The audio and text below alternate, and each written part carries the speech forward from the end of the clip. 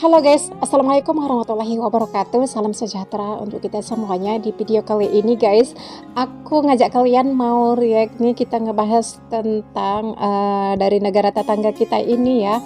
Mereka itu juga sangat kepo ya terhadap politik yang ada di Indonesia. Mereka tahu paslon mana yang terbaik gitu. Dari ketiga calon presiden ini itu mereka berpendapat sendiri ataupun mereka memberikan penilaian sendiri terhadap ketiga calon presiden ini guys. Yang mana presiden yang terbaik menurut kalian guys? Silahkan berikan pendapat Anda, namun jangan menghina ataupun menjelekkan salah satu calon presiden kita ini guys, karena ketiga-tiganya ini menurut aku ini orang-orang yang terbaik, orang-orang pilihan untuk memimpin negara Indonesia ini guys. Silahkan memilih 01, 02, 03, tapi jangan ada di antara kita saling menjelekkan ataupun saling menjatuhkan, maupun juga jangan mencari kejelekan-kejelekan salah satu calon presiden kita ini guys. Marilah kita itu saling menghormati dan saling menghargai. Namanya ini pesta demokrasi. Kita lihat apa pendapat dari negara tetangga kita melihat situasi politik yang ada di Indonesia kita ini mengenai capres maupun cawapres yang ada di negara kita ini.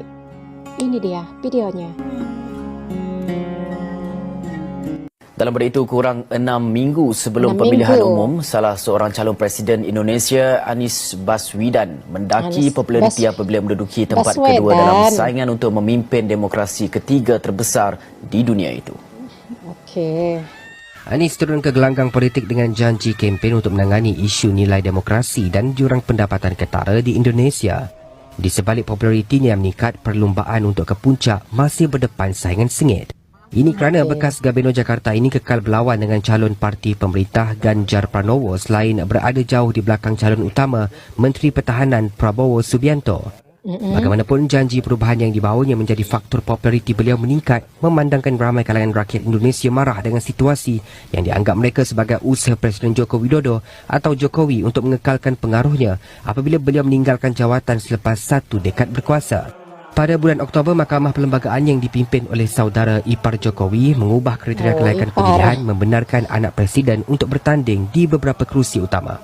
Keputusan itu menimbulkan ketakutan tentang kembalinya nepotisme yang dicirikan oleh pemerintahan Presiden terdahulu Soeharto. Seperti calon lain, jika terpilih, Anies berjanji untuk memakmurkan pertumbuhan ekonomi dan pekerjaan, memberi insentif pelaburan tenaga boleh diperbarui dan mengawal inflasi di Indonesia, ekonomi terbesar Asia Tenggara.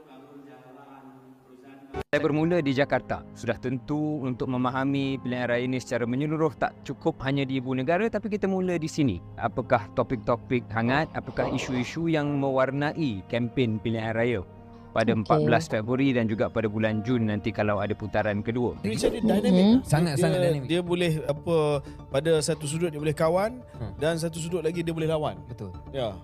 Malaysia cuba berlaku kejap dalam 2020, 21, 22 tapi tak lepas. Dia kalau ada benda yang confuse sikit terus gaduh. Pecah. Terus pecah dan pecat. Okey. Kat sini dia relax lagi. Betul lah, sebab anak Jokowi yang juga ahli PDIP sedang menjadi PDIP, PDIP untuk Prabowo Gerindra. Mahfud MD, calon wakil presiden untuk Ganjar adalah menteri di dalam kabinet Jokowi. Boleh Semalam saya tengah menonton YouTube, tiba-tiba terkeluar live debat Presiden Indonesia. Saya pun buka debat Presiden Indonesia pusingan yang ketiga. Saya tak pernah menonton pusingan pertama dan pusingan kedua yang ketiga. Pusing jadi saya katanya. menontonnya sehingga habis kerana menarik tuan-tuan. Ada 3 calon ya, iaitu Bapak Prabowo Subianto, kemudian Ganjar Pranowo, kemudian Anies Baswedan. Jadi kedua-dua calon ini, iaitu Bapak Prabowo dengan Anies Baswedan ni saya familiar. Tapi saya tak familiar dengan Ganjar Pranowo dan tak pernah mendengar ucapan-ucapan beliau. Semalam kali pertama saya mendengar hujah beliau, Ganjar Pranowo. Penilaian saya, dalam ketiga orang ni, saya rasa hanya 2 orang saja yang menonjol dalam debat semalam, iaitu bapa Ganjar Pranowo dan juga Anies Baswedan. Kerana dari segi hujahan mereka itu nampak lebih mantap. Dan Prabowo nampaknya dia begitu nampak emosi dia agak macam terganggu. Dan kerana dia dikritik, kerana dia adalah sekarang ni Menteri Pertahanan dan banyak isu-isu pertahanan yang dijadikan peluru oleh saingannya untuk menyerang beliau. Dan beliau tak dapat menjawab dengan baik. Dan mereka berdua ni menjadikan bapa Prabowo sebagai sasaran mereka. Kerana dia memegang jawatan menteri. Tapi yang menarik perhatian saya dalam kedua-dua orang ini, saya rasa apabila hujahan itu masuk kepada isu ASEAN, apabila Bapak Ganjar mengatakan bahawa Indonesia harus ke depan menjadi satu kuasa besar di Asia Tenggara. Tetapi Bapak Ganjar tidak menyebut kata ASEAN. Ini disinggung oleh Pak Anies kerana Anies kata kuncinya adalah ASEAN untuk menghadapi China. Kemudian dibalas oleh Bapak Ganjar bahawa dia kata ASEAN lambat. Dia kata banyak kekangan dalam ASEAN. Tak banyak benda yang kita boleh lakukan dalam ASEAN. Sebab itu kita harus menjadi satu negara yang kuat, kuasa besar. Dan saya rasa ini boleh relate apabila banyak isu-isu seperti pelarian Rohingya yang disebabkan oleh Myanmar, anggota ASEAN, ASEAN tak dapat melakukan apa-apa kerana diikat dengan prinsip non-interference yang ada dalam ASEAN. Sedangkan negara itu seperti Myanmar, dia mendatangkan masalah, dia menzalimi rakyat dia sendiri dan masalah itu dihantar kepada negara-negara lain. Puncanya itu daripada Myanmar. Tapi kerana kita telah menjadi anggota ASEAN, kita terikat dengan undang-undang ASEAN, kita tidak dapat melakukan apa-apa kerana prinsip non-interference itu. Ini pernah disinggung oleh Datuk Seri Anwar Ibrahim dalam persidangan ASEAN. Jadi maksud Bapak Ganjar ingin Indonesia ke depan. Maksudnya Indonesia menjadi satu kuasa besar dan saya rasa tertarik.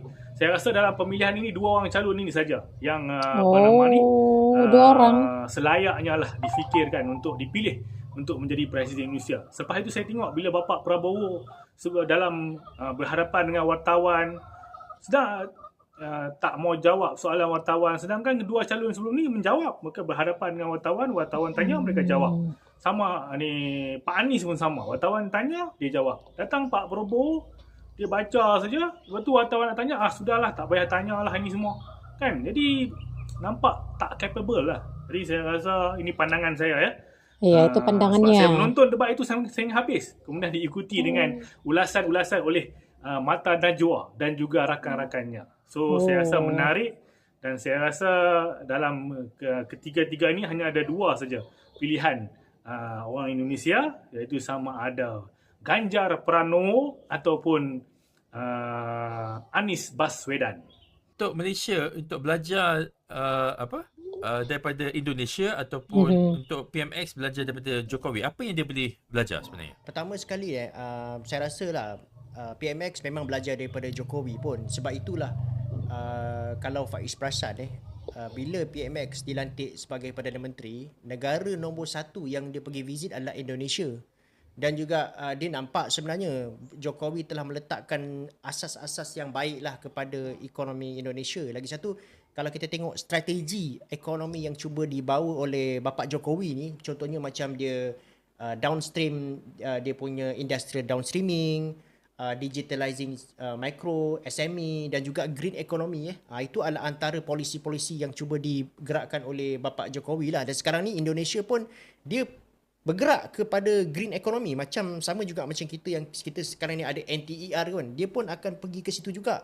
Jadi saya rasa memang besar lah peranan dan juga dasar yang cuba dibangunkan oleh. Itulah ya guys pendapat salah seorang TikTokers ni ya dari negara tetangga kita yaitu Malaysia. Mereka juga antusias melihat debat capres kita guys. Mereka bahkan melihatnya sampai selesai dan juga diikuti oleh Mata Najwa. Itu diikuti mereka sampai selesai guys. Jadi ini sangat luar biasa ya, negara tetangga kita aja mereka bisa menilai mana presiden yang terbaik untuk Indonesia gitu. Ini pendapat dia guys, mengenai calon presiden yang terbaik menurut dia. Jadi teman-teman, dari ketiga calon kita ini, yang mana yang terbaik menurut Anda? Berikan pendapat ataupun komentar Anda di kolom komentar tanpa menjelek-jelekkan salah satu calon presiden ini ya. Oke, sekian dan terima kasih. Thanks for watching. Wassalamualaikum warahmatullahi wabarakatuh.